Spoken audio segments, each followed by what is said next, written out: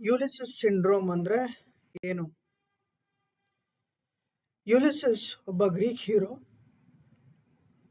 Ithaca ಅನ್ನೋ ಪ್ರದೇಶದ ರಾಜ. ಅವನಿಗೆ ಒಡಿಸಿಯಸ್ ಅಂತ ಕೂಡ ಹೆಸರು. ಅವನಿಗೆ ಅನಿವಾರ್ಯವಾಗಿ ಟ್ರೋಜನ್ಸ್ ವಿರುದ್ಧ ಯುದ್ಧ ಮಾಡಬೇಕಾಗಿ ಬರುತ್ತೆ. ಆ ಯುದ್ಧ ಸರಿಸುಮಾರು 10 ವರ್ಷಗಳ ಕಾಲ ನಡೆಯುತ್ತೆ. ಕೊನೆಗೂ ಗೆಲ್ತಾರೆ. ಗೆದ್ದಾದ್ಮೇಲೆ ವಾಪಸ್ ಮನೆಗೆ ಬರಬೇಕು ಅಂತ ತೀರ್ಮಾನ ಮಾಡಿ ಪ್ರಯಾಣ ಬೆಳೆಸ್ತಾರೆ. ವಾಪಸ್ ಮನೆಗೆ ಬರಬೇಕಾದ್ರೆ ಅವನಿಗೆ ಸುಮಾರು ವೈರಿಗಳು ಎದುರಾಗ್ತಾರೆ. ಅವ್ರ ವಿರುದ್ಧ ಯುದ್ಧ ಮಾಡ್ತಾ ಮಾಡ್ತಾ ಮಾಡ್ತಾ ಇನ್ನ 10 ವರ್ಷ ಕಳೆದೋಗುತ್ತೆ. ಕೊನೆಗೆ ಮನೆಗೆ ಬರ್ಬೇಕಾದ್ರೆ ಅವನಿಗೆ ಅನ್ಸುತ್ತೆ, ಯಾಕಾದ್ರೂ ಈ ಯುದ್ಧ ಫಸ್ಟಿಗೆ ಶುರು ಮಾಡಿದ್ನು ಅಂತ. ಈ ಕತೆ ಯಾಕೆ ಹೇಳ್ತಾ ಇದ್ದೀನಿ ಅಂತ ಅನ್ಕೊಂಡ್ರ?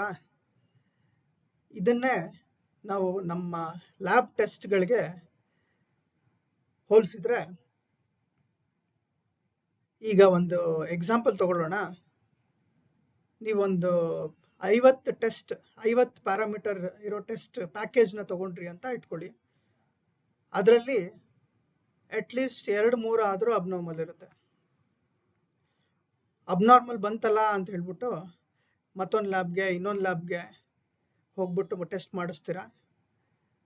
ಆಮೇಲೆ ಅಲ್ಟ್ರಾಸೌಂಡು, MRI, CT ಅಂತೆಲ್ಲ ಮಾಡಿಸ್ಬಿಟ್ಟು ಎಲ್ಲ ಸರಿಗಿದೆ ಅಂತ ಗೊತ್ತಾಗೋಷ್ಟೊತ್ತಿಗೆ ನಿಮಗೆ ತಲೆನೂ ಕೆಟ್ಟಿರುತ್ತೆ, ದುಡ್ಡು ಕಳ್ಕೊಂಡಿರ್ತೀರ.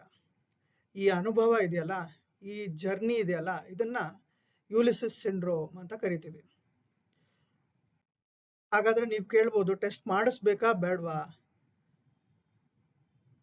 ಟೆಸ್ಟ್ ಮಾಡಿಸ್ಬೇಕು, ಆದ್ರೆ ಡಾಕ್ಟರ್ಸ್ನ ಅಡ್ವೈಸ್ ತಗೊಂಡು ಮಾಡಿಸ್ಬೇಕು.